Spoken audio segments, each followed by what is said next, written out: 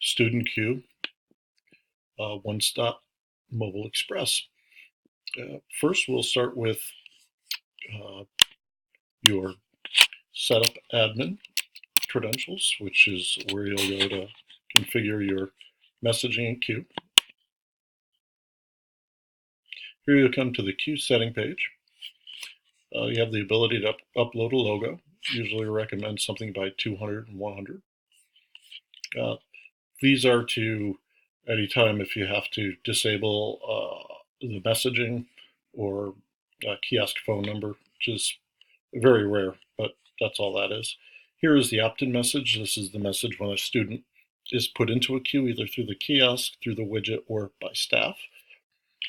We use this code right here, which personalizes each message with the student's name. This will tell them their position in line, that code, and then as it says, you will get a text to come to the one-stop. You can modify this any way you want. Just sort of work around these. You may want to cut and paste these somewhere on your computer. I'll probably add tags somewhere so they're available in case you erase them, but that's how they work. Reply S to check status or L to leave the line. And then here's a character counter. Telling you how many words you have left. Over here is your status update position. This automatically notifies students when they fall to a certain position. This keeps the workflow going. So your queue managers aren't notifying a student while they're across campus when it's their turn. So for example, the name in their wait order, which will be 3. So Brandon, you are now number 3 in line for, this will be the name of the queue, if I'm in the one-stop, or financial aid. And something like this. It's almost your turn. Please make your way back to the one-stop. If you need more time, reply T. So the goal here is to summons them back so you have, there's no lag time. Here is what we call our transfer queue message. This is really important to your overall workflow in the student customer service journey. And here, if a student gets transferred, for example, escalated from one-stop to financial aid or records or something for additional support, the student will be notified upon that transfer. Something like this: Brandon, you have been transferred. You are now, the wait order, 12 in the records queue. You'll get a text when it's your turn, and then the option to reply L to leave the line. So that's a really great tool to use to keep students in the know, and then they don't have to go from standing in one line to another. Over here is if a student replies L to leave the line, type of message they would get: Brandon, you have left the queue, name of the queue. To re-enter the line, use the self-serve kiosk or see a staff member, however you want to direct them. We just want to give them confirmation that they're out of the line. If a student replies S to check their status, it would say you are, we'll tell them their status in line, the queue that they're in, and something like this, reminding them that they'll get a text when it's almost their turn, and then the option to leave the line. The important why we always add the L, leave, not that we want students to leave a line, but if they do leave a line, to notify or to digitally remove themselves from the queue really does help expedite throughput. Reply T, so if a student needs additional time, their name, you requested more time, you are now.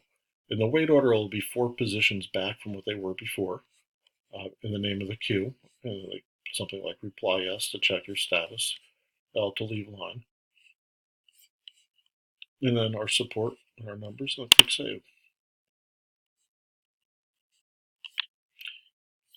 Okay, and then to set up your queues, now we have you configured in a one-stop mode. There's a standard mode, which is essentially all your queues will be available through the kiosk. In a one-stop mode, the only queue that's available for a student to get into is the one-stop queue, So in that case, you'll add a queue. Here we set it up for you. So we'll just say edit. Your first queue, if you're doing one stop, will be titled one stop. And then from the queue type, you would check one stop queue because it has some unique features. And then in the one stop queue, we have the ability for students on the kiosk to select keywords to help summarize their reason for the visit. So whatever is relevant that you think, you can just add these keywords in and they'll be in a drop-down selector. The goal is to kind of help the student organize their thoughts, but as well as communicate to the one-stop staff when the student approaches, um, sort of be prepared to help them out with a particular subject. Or if you have a subject matter expert on a one-stop team, let's say in financial aid, well, they can then be directed to this particular student. This is the message that they'd get when they're summons. The name is your turn. Please come to the one-stop service center. Need more time, reply T. If you left a Q, reply L. So that's how he summons them. You want to pick a color for each queue or some sort of color-coded process that just really helps when you have multiple queues. Not necessarily for the students. It's important for your various departments that are using the system. If you needed to add additional wait time, you can add it here. This is where you can disable a queue message, which you don't want to do. And this is where you can hide a queue from the digital display, which in a one-stop, you want that display to show, so you wouldn't do that. Now, here's your check-in. Your second one would be your check-in, and you title it check-in, and then here, you're going to select check-in queue because it's a unique queue. The description is just for internal use. There's no queue message. Check a color. There's no wait time. Disable queue message, it defaults to yes. And then hide queue from display, yes, because it's just a check-in. Click update, and I'll show you how what we do next to take care of check-in. But that will come up in your queue manager field, so your one-stop staff can see the activity there. Now, once you got those set up, if you want to have other queues available, not necessarily available through the kiosk because you're in one-stop mode, but available at financial aid, for example, or the ability for the one-stop staff to escalate students to these queues. You'll pick standard queue, and then this would be the message student would get, color. In here, the message isn't disabled, but it defaults to hide from the digital display because in a one-stop, you're really just in a pure one-stop, you're just going to be showing a single linear queue in a digital display. Now, if we can set this up for you in what we call standard mode, where you can actually have a one-stop queue and financial aid and records, and they all show up and in other words, they all show up together. It's a multi-queue system. This is just purely one-stop. So whatever you prefer, we can do, but we're just showing under pure one-stop. You wouldn't have a digital display of students in the queue. It's really just for internal escalation of students. Same thing here.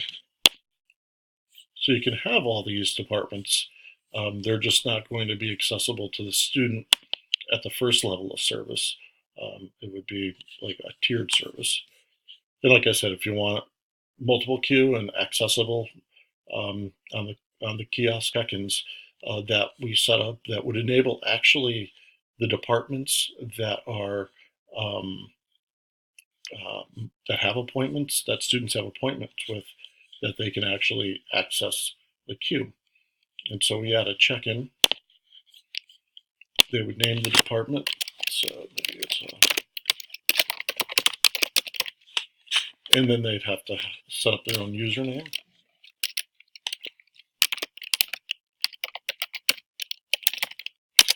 A password.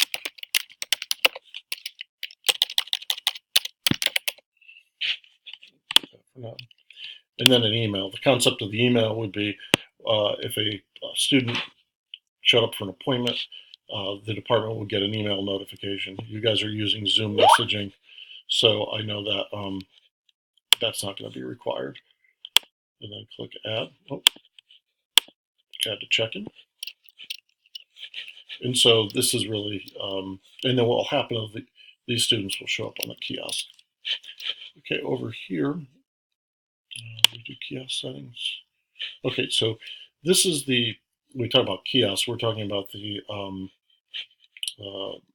really the web widget and kiosk settings. So this is your custom fields that you can set up for your kiosk, what information you want to collect.